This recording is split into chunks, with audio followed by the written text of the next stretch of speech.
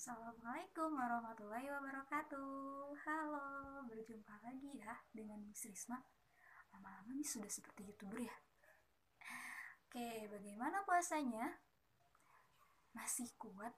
Masih lancar? Atau sudah bolong-bolong? Semoga puasanya masih tetap lancar sampai nanti hari ke-30 atau hari terakhir bulan Ramadan. Nah, karena hari ini sudah tanggal berapa? 14 ya, sekitar 14 Ramadan, maka Miss akan ceritakan suatu peristiwa yang terjadi pada bulan Ramadan yang sebentar lagi akan terjadinya, yaitu peristiwa Nuzulul Quran. Apa itu sih Nuzulul Quran? Sudah ada yang pernah mendengar? Nuzulul Quran yaitu adalah peristiwa pertama kali diturunkannya Al-Quran ke dunia, ya, ke alam dunia. Cerita lengkapnya adalah sebagai berikut, disimak loh ya.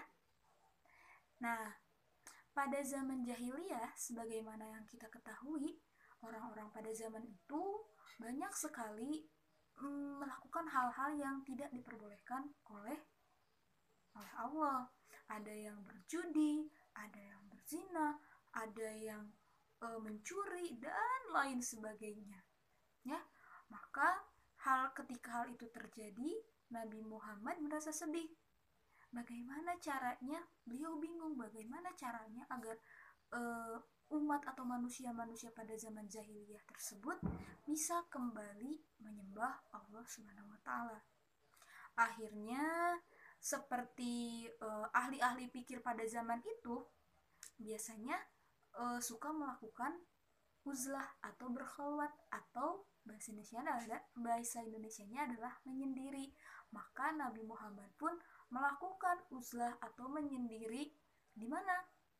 Di Gua Hiro. Ya, jadi uzlah atau berkhalwat itu adalah menyendiri dari keramaian dengan tujuannya apa? Tujuannya adalah untuk beribadah kepada Allah. Nah, tadi tujuannya adalah yang pertama untuk beribadah, lalu tujuan Nabi Muhammad melakukan penyendirian atau uzlah tersebut atau berkhalwat itu adalah meminta petunjuk kepada Allah agar apa? Agar bisa merubah masyarakat jahiliyah kepada masyarakat yang beriman kepada Allah.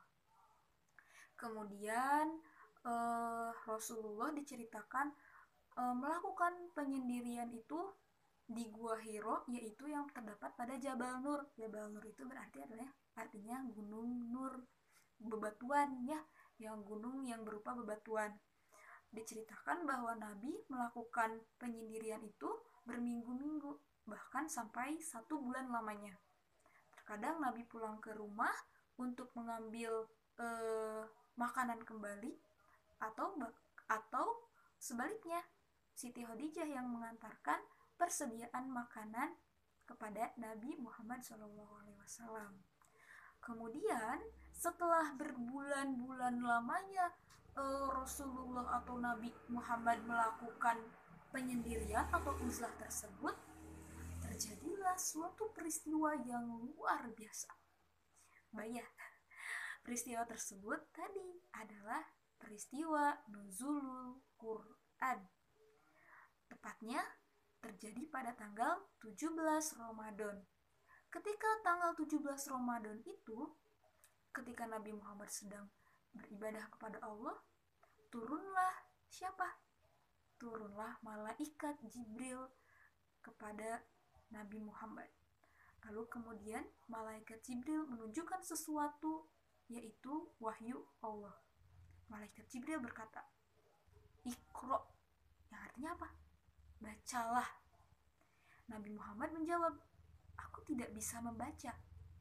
Kemudian Jibril memeluk Muhammad dan berkata lagi, "Iqra", bacalah. Nabi Muhammad tetap menjawab dengan jawaban yang sama, "Aku tidak bisa membaca." Sampai akhirnya Jibril memeluk Nabi Muhammad semakin erat dan berkata lagi, "Iqra", bacalah.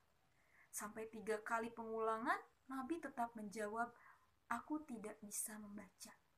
Sampai akhirnya Jibril pun mengajarkan Nabi Muhammad wahyu pertama yang diturunkan oleh Allah, yaitu surat Al-Alaq ayat 1 sampai dengan 5. Ya, Miss yakin kalian sudah hafal ya suratnya. Nanti silahkan yang belum hafal dilihat Al-Qur'annya, dibuka kemudian dibaca ya. Nah, pada saat diturunkannya wahyu pertama tersebut, itu menandakan bahwa Nabi Muhammad telah diangkat menjadi Rasul atau utusan Allah untuk menyampaikan perintah-perintah Allah kepada seluruh umat manusia. Lalu kemudian ternyata setelah hal itu terjadi, setelah peristiwa itu terjadi, Rasul sangat ketakutan. Beliau badannya sampai menggigil, sampai akhirnya kembali pulang dan meminta apa? Meminta Khadijah dan menceritakan kepada Khadijah apa yang telah dialaminya. Khadijah sebagai istri Rasul tentu saja ingin menenangkan Nabi. Pada saat itu ia mendatangi sanak saudaranya yang bernama Warokoh bin Naufal. Warokoh ini ternyata adalah seorang Nasrani yang sudah memahami kitab Taurat dan Injil yang dulu pernah diturunkan sebelum adanya Nabi Muhammad.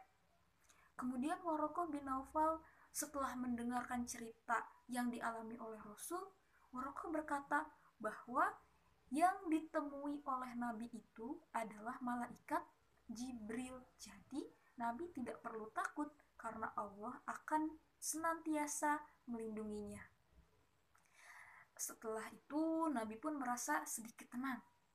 Sampai akhirnya setelah beberapa hari berlalu, tidak ada tanda-tanda akan datangnya wahyu yang kedua. Nabi pun berkegiatan seperti biasa. Sampai akhirnya ketika hari ke-40 setelah diturunkannya wahyu pertama, ketika Nabi sedang berjalan-jalan, terdengar suara dari langit. Nabi pun kaget. Dia bertemu dengan apa? Bertemu kembali dengan malaikat Jibril yang menampakkan dirinya dengan wujud aslinya. Saking merasa kagetnya, Nabi pun langsung kembali ke rumah dalam keadaan menggigil kembali. Nabi merasa sangat takut. Kemudian ketika sampai di rumah, beliau meminta Siti Khadijah untuk menyelimutinya. Ya, untuk menghilangkan menggigilnya. Dalam keadaan berselimut tersebutlah turun wahyu Allah yang kedua, yaitu surat Al-Mudaththir ayat 1 sampai dengan 7. Yang ayat pertamanya surat Al-Mudaththir, A'udzubillahi minasyaitonirrajim, Bismillahirrahmanirrahim. Ya ayyuhal mudaththir. Artinya, wahai orang yang dalam selimut atau yang tengah berselimut. Pada saat itu Nabi sedang berselimut. Kemudian ayat keduanya, Qum fa'anzir, yang artinya adalah bangunlah dan berilah peringatan. Jadi wahyu yang kedua ini, surat Al-Mudaththir ini adalah isinya tentang perintah Allah supaya Nabi mulai mendakwahkan ajaran-ajaran Allah, memerintahkan Nabi untuk mulai mengajak umat-umat manusia untuk beribadah kepada Allah. Nah, saat itulah, mulai dari situlah Nabi berdakwah tanpa rasa takut lagi, sampai akhirnya kita semua saat ini menjadi umat Nabi Muhammad ya. Kita menjadi umat Nabi Muhammad dan bisa mengenal Tuhan kita, yaitu Allah Subhanahu wa Ta'ala. Nah, dengan diceritakannya peristiwa luar biasa pada bulan Ramadan ini, Miss harap kita bisa senantiasa meneladani kisah Nabi Muhammad, kemudian kita bisa lebih sering membaca, kita lebih sering membaca Al-Quran dan menghayati dan mengamalkan nilai-nilai yang terkandung dalam Al-Quran tersebut ya. Terima kasih, semoga bermanfaat. Assalamualaikum warahmatullahi wabarakatuh.